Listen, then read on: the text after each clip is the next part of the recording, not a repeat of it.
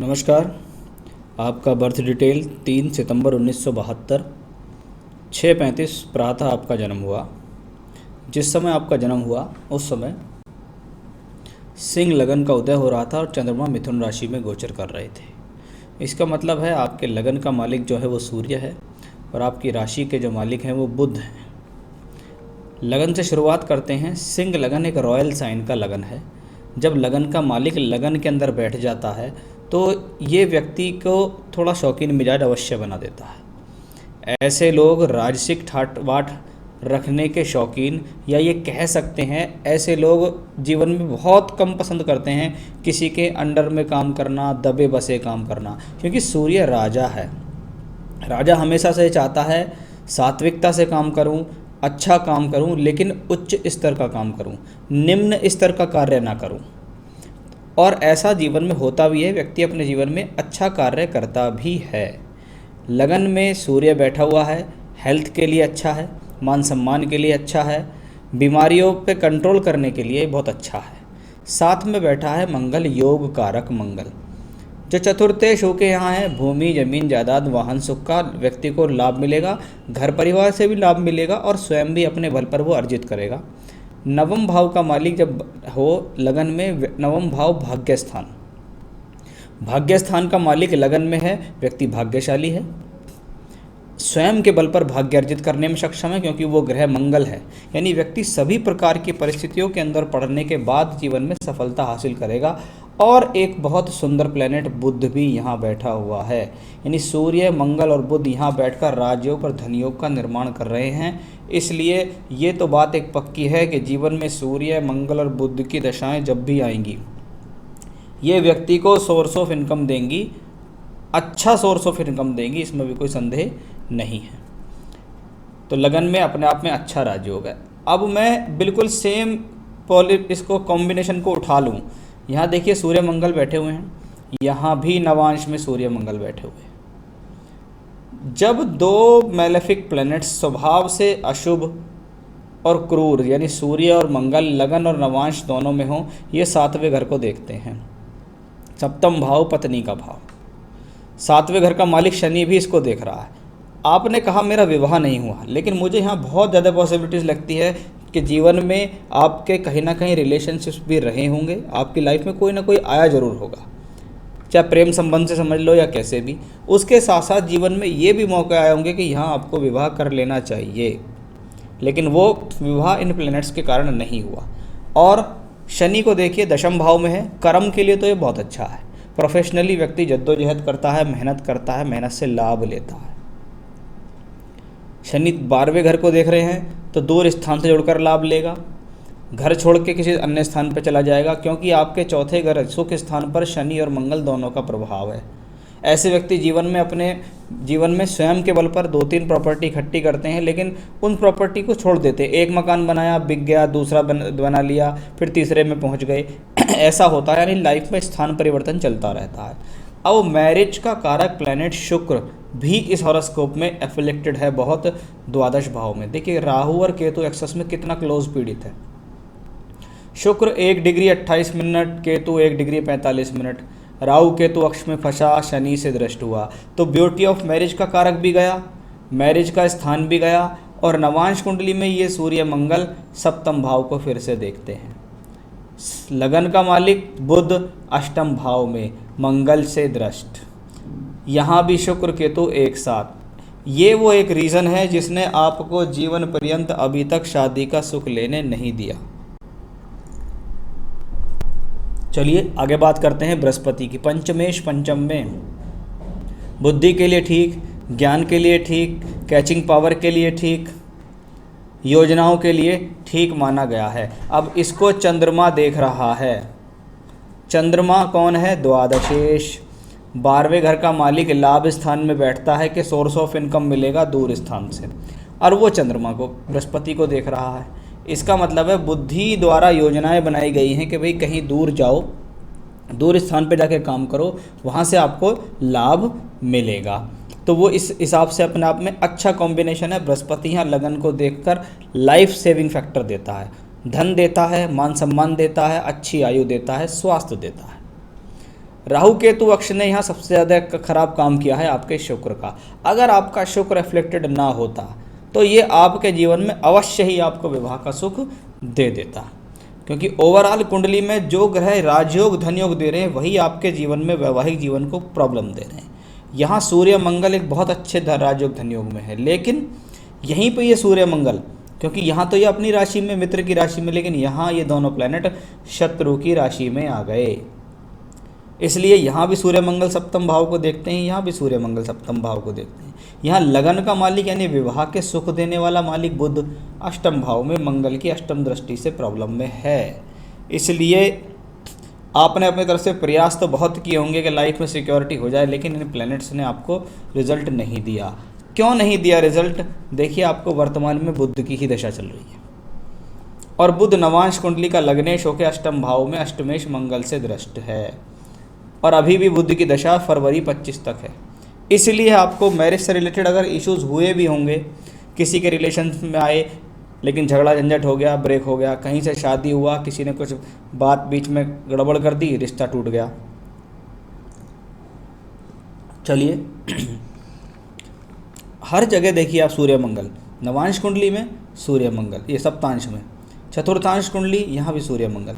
तो सूर्य मंगल का कॉम्बिनेशन और शुक्र केतु का कॉम्बिनेशन, देखो यहाँ भी शुक्र केतु एक साथ, यहाँ भी शुक्र केतु एक साथ, यहाँ भी शुक्र केतु एक साथ, यहाँ भी शुक्र केतु एक साथ, यानी मैरिज का कारक सभी जगह राहु केतु एक्सेस में गया है, इसलिए उसने आपको ब्यूटी ऑफ मैरिज प्रदान नहीं की। ऐसे केसेस में कभी कभी ये भी रहता है कि अगर शादी हो भी जाती है तो डाइवोर्स हो जाता है। चलिए दशाओं पे आते हैं। बुध की दशा चल रही है। बुध के लिए मैंने शुरू में ही कहा कि बुध धन योग में है, धन योग में है, इसलिए सोर्स ऑफ इनकम आपको देगा। क्या नहीं देगा बुध? वैवाहिक सुख नहीं देगा बुध। लेकिन प्रोफेशन के चार्ट में दशमांश कुंडली में देखेंगे आप तो बुध सप्तम भाव में मंगल से दृष्ट है, पंचमेश होके है, यानी बुद्धि के द्वारा, योजनाओं के द्वारा जीवन में लाभ मिल रहा है। सप्तम भाव पार्टनरशिप का भी भाव है, तो पार्टनरशिप से भी आपको सहयोग लाभ मिलेगा। आते हैं कुछ आपके सवालों पर। अभी तक शादी नहीं हुई है उसके बारे में चर्चा की है। 2016 में पहला मकान लिया था और 2018 में दूसरा मकान, तो अब आगे प्रॉपर्टी का योग है या नहीं? देखिए, आप प्रॉपर्टी अब तक ले चुके हैं, वो मैंने आपको अभी बात भी की थी कि जीवन में व्यक्ति ऐसी 2-3 प्रॉपर्टी लेता है। बुध में शनि का योग, यानी जून 22 से फरवरी 25 के बीच में आपको बुध में शनि आएगा। ये आपको अवश्य ही एक और प्रॉपर्टी दिलाएगा, क्योंकि आपके चतुर्थांश कुंडली जहाँ से हम प्रॉपर्टी भी देखते हैं वहाँ पर शनि लगन में बैठा है। ये आपको अवश्य बुध शनि में प्रॉपर्टी का योग देगा। पिछले 10 साल से पार्टनरशिप बिजनेस था, ठीक है, लास्ट 4 मंथ से सेपरेट हो गए हैं, तो आगे बिजनेस कैसा रहेगा? पार्टनरशिप करनी चाहिए या नहीं? बुध में और बृहस्पति चल रही है, इसका जवाब मिलेगा दशमांश कुंडली में। बुध सप्तम भाव में पार्टनरशिप 10 साल से करा रहा है। आई है दशा बृहस्पति की। बृहस्पति द्वादश भाव में नीच का है, सप्तम भाव के मालिक सूर्य के साथ है। ये रीज़न था पार्टनरशिप ब्रेक होने का। अब आएगी दशा आपको, देखिए जून 22, यानी इस दशा ने इतना काम कराना था कि पार्टनरशिप ब्रेक कर दी। फिर आएगी बुध में शनि, जून 22 से फरवरी 25, आपके पास फिर से ऑफर आएगा किसी प्रकार के काम करने का। लेकिन मैं आपको यहाँ एक सलाह देना चाहूँगा कि अब आप अपने जीवन में पार्टनरशिप को रोक के स्वयं का ही काम करें तो ज़्यादा बेहतर आपके लिए रहने वाला है।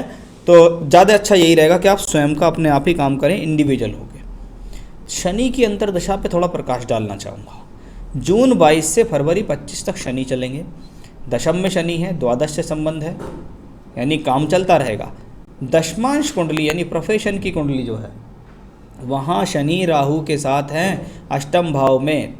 इसको देखा जाता है कि जीवन में जब जब दशमांश कुंडली के 8वें घर में अशुभ ग्रह बैठे और उसकी दशा आ जाए, अनएक्सपेक्टेड डाउनफॉल इन करियर, आर्थिक संकट गहरा सकता है आपके ऊपर, आपकी किसी गलती के कारण आपको नुकसान हो सकता है।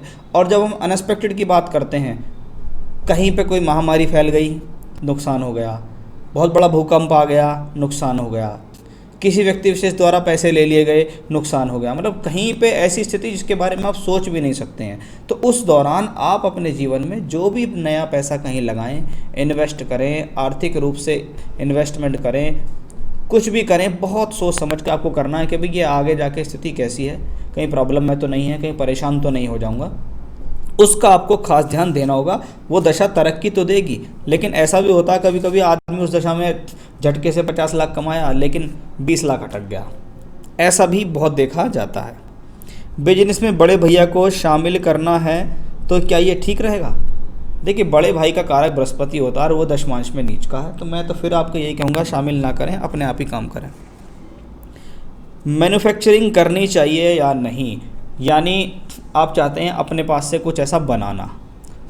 शनि दशम में बैठे हैं, शुक्र की राशि में है, शुक्र द्वादश में, और यहाँ शनि अष्टम भाव में है, दशा चल रही है बुध, उसके बाद केतु। हाँ, आप कर सकते हैं क्योंकि आपका बुध स्ट्रांग है, आप मैन्युफैक्चरिंग करके उसको अच्छा खासा सेल भी कर सकते हैं, इसमें भी कोई संदेह नहीं है।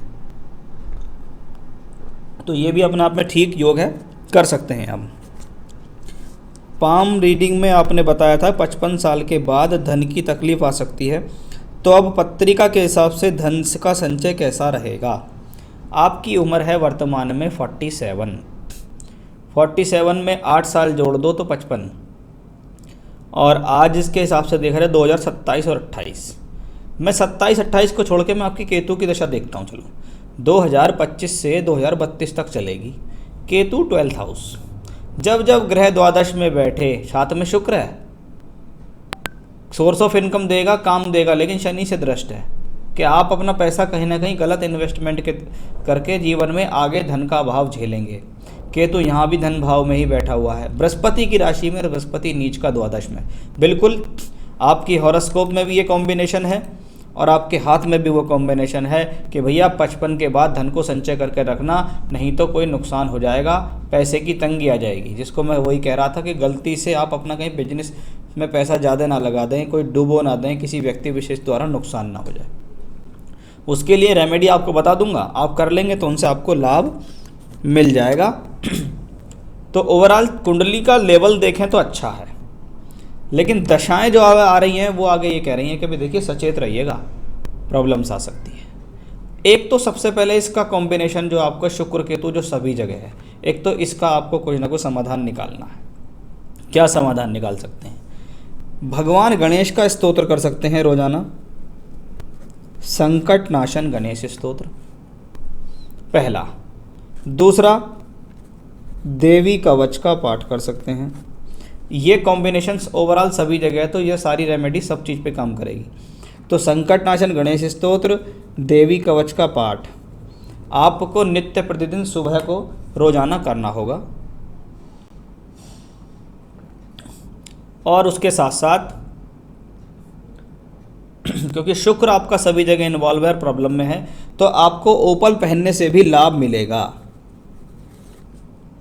तो डबल फायर ऑस्ट्रेलियन ओपल सीधे हाथ की तर्जनी उंगली में, थोड़ा हैवी पहन सकते हैं, 11-12 रत्ती तक का पहनिएगा, वो आपके लिए फ़ायदेमंद रहेगा। तो ओपल पहनिए, 2 पूजा बताई हैं वो कीजिए। साथ ही साथ मैं ये कहना चाहूँगा, जितनी भी आपकी दशाएं चल रही हैं, इसमें पूजा से ज़्यादा काम करेंगी आपकी बुद्धि, क्योंकि सब कुछ आपके सामने होगा, योजनाएं आपके सामने होंगी, लाभ के अवसर भी आपके सामने अच्छे होंगे और निश्चित है वो आपको लाभ देंगे भी। बस आपको ये है कि ऐसा ना हो जोश में या जल्दबाजी में आके आप बड़ा इन्वेस्टमेंट कर जाएं, उसके कारण आपको नुकसान हो जाए। बस वो आपको ध्यान रखना होगा। धीरे धीरे इन्वेस्टमेंट करिए, धीरे चलिए, सुरक्षित पहुंचिए, उसी से ही आपकी भलाई है। नहीं तो जीवन में आगे तरक्की तो है, लेकिन वही बात, 50 लाख लगाया, उसकी इनकम के बारे में सोच रहे हैं, 10-15 लाख रुपए कहीं अटक गया कि भैया असल तो आ गई हाथ में, लेकिन जो लाभ था वो वहीं रटका रह गया। अब उस लाभ को निकालने के लिए प्रॉब्लम हो रही है।